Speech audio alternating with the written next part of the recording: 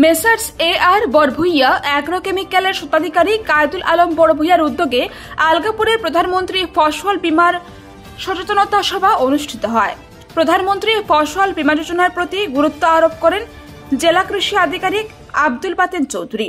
শনিবার বিকেল 2 ঘটিকায় আলগাপুর পঞ্চম খণ্ডের বিশিষ্ট সমাজসেবী মিটন পালের পৌরোহিত্য আয়োজিত এই সচেতনতা সভায় মুখ্য অতিথি হিসেবে উপস্থিত হয়ে হাইলাকান্দি জেলা কৃষি আধিকারিক আব্দুল বাতেন চৌধুরী উপস্থিত কৃষকদেরকে প্রধানমন্ত্রী ফসল বীমা যোজনা নিয়ে বিস্তারিত আলোচনা করেন। তিনি এই প্রধানমন্ত্রী ফসল বীমা যোজনার আওতায় প্রত্যেক কৃষককে নিজ নিজ জমি থেকে 2টি মরশুমের উৎপাদিত ফসলের বীমা করার আহ্বান জানান। বলেন, দেশের প্রধানমন্ত্রী নরেন্দ্র মোদী মহাশয় কৃষক ভাই বোনদের কথা গভীরভাবে চিন্তা করে এই প্রকল্পের মাধ্যমে কৃষকদেরকে তাদের উৎপাদিত ফসলের ক্ষতিপূরণের ব্যবস্থা করে দিয়েছেন, যাহাতে কৃষকদের উৎপাদিত ফসল কোনো ধরনের দুর্যোগে বিনষ্ট হলে তারা এই বীমার আওতায় উপযুক্ত ক্ষতিপূরণ পেতে সক্ষম হয়। এই যোজনার মুখ্য উদ্দেশ্য হল যে প্রাকৃতিক বিপর্যয়ের ফলে ফসলের ক্ষতির হাত থেকে কৃষকদের রক্ষা করতে তাদের আর্থিক সহায়তা প্রদান করা। কৃষকদের প্রতি সরকারের এই সহানুভূতি অত্যন্ত প্রশংসনীয় বলে জানান তিনি। তাই জেলার প্রত্যেক কৃষককে এই যোজনার সুবিধা লাভের জন্য প্রধানমন্ত্রী ফসল বীমার আবেদন করার আহ্বান জানান জেলা কৃষি আধিকারিক আব্দুল বাতেন চৌধুরী। তাছাড়া এই সচেতনতা সভায় বক্তব্য রাখেন জেলা কৃষি বিভাগের এ.ই.এ. হেলিম উদ্দিন।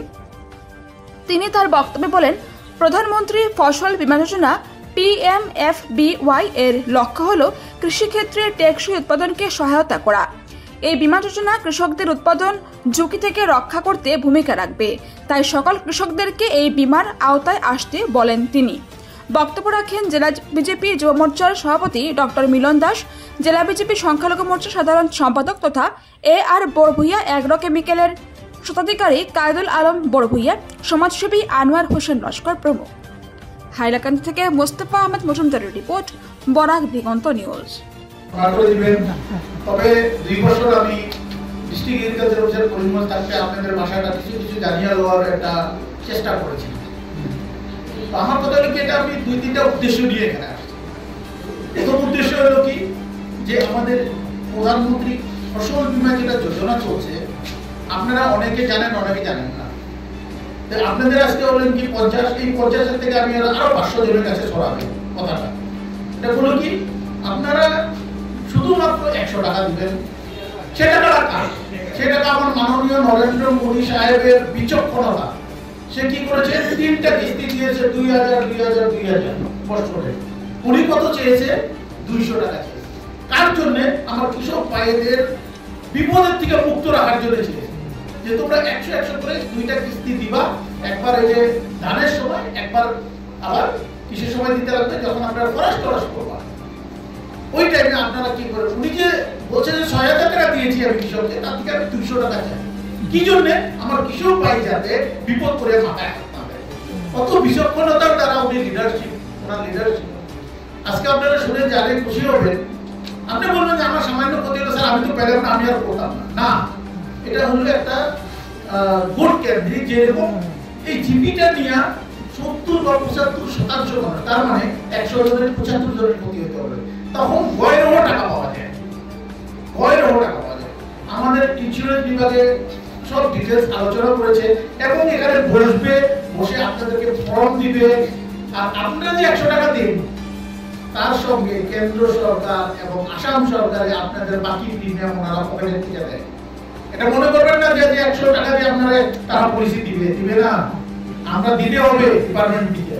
তারপরে সে আপনার জিনিসটা ইনস্যুরেন্স হলো, এটা কত বড় একটা সুবিধা, তাই কি না?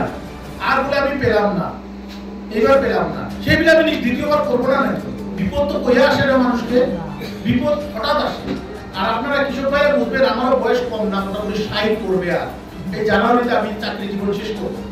আমি 37 বছর সুদীর্ঘকাল আমি ফিল্ডে মানুষের সঙ্গে 10-12টা ডিস্ট্রিক্টে আমি কাজ করেছি এবং আমার কৃষক ভাইদের সঙ্গে মহব্বত, মানে মনের যেটা আদর, আজও পর্যন্ত আমি খুব আনন্দের সময় কাটাইছি। আমার কথা হলো কি, যে ইম্পর্টেন্ট কথাটা ওইটাই যে আপনারা বীমা করলে ইনশিওর থাকবে না। অনেক কৃষি ভাইয়ের বয়স আমার মতো আছে 60 বছর, তারা দেখছেন যে বর্তমানে যেটা ক্লাইমেটের পরিবর্তন, ওয়েদার, সেটা কিন্তু আমি 30-37 বছর চাকরিতে পাই না। ধান কাটবে তার আগ দিয়ে শিলা বৃষ্টি কোনোদিন দেখছেন আপনারা?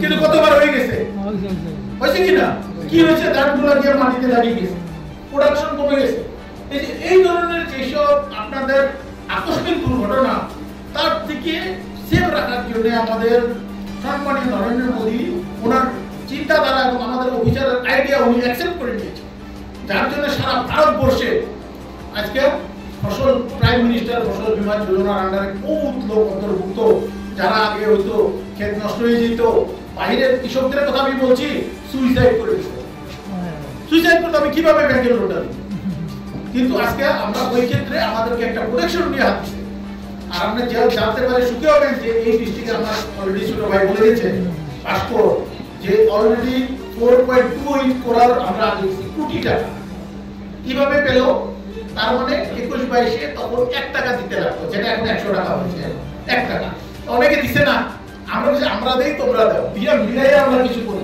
আর তখন নতুন ইন্ট্রোডাকশন ওই 1 টাকা দেওয়ার লোকগুলো হচ্ছে কিনা 4 কোটি 28 লক্ষ টাকা একবারে ক্লেম পাইছে আর ক্লেমটা কি ধরনের আপনার ক্ষেতটা নষ্ট হয়েছে না আমি তো মিসা রিপোর্ট দিতাম না বুঝছেন না ওটা কাউ তো আলটিমেটলি গভর্নমেন্টের ঘর দিকে যাবে তো মিসা রিপোর্ট না দেওয়ার এটা একটা সিস্টেম আছে ক্ষেতের সব করলেন ভালো আছে আপনার ক্ষেত আপনি খেতে নিয়ে গেলেন ফসল আপনার হয়ে গেল তারপরে একটা অ্যাসেসমেন্ট হয় ক্রপ কাটিং তার মানে হলো কি বিভিন্ন ক্ষেতের থেকে 5 মিটার করে কেটে ওজন করা হয় যখন ওরকম দেখা যায় যে আসামের যেটা আমাদের স্ট্যান্ডার্ড উৎপাদন যে আমরা ওই বিঘায় কত বলে আমি 14 মণ পাইতেই না তার তলে পাইলে তো লাভ হলো না 1 ইয়ার মাটিতে আমরা 14 মণ আসতে না তো ওরকম করে যদি এভারেজ আপনার উৎপাদনটা কম হয় ওটা আমাদের একটা সায়েন্টিফিক স্টাডি চলে ওই স্টাডির মধ্যে বলে সব মানুষের যেটা লস হইলো ওই লসের টাকাটা ডাইরেক্ট সবার অ্যাকাউন্টে ঢুকে কতবার এরকম হয়েছে মানুষ এসে আমাকে বলছে স্যার টাকা তো 55,000 হামাইছে কেউ কয় এগ্রিকালচারে আমি বলছি মাপিও না কি জন্যে দালালের সংখ্যা অত বেশি যে আমরা আজও পর্যন্ত ইন্স্যুরেন্স বলতে পারবে ডিসি আমাকে বলছে আমাকে নাম দিবেন না কিনে দালাল করবে আমি ডিও হিসাবে আজ পর্যন্ত কারো নাম আমি বলিয়ে দিচ্ছি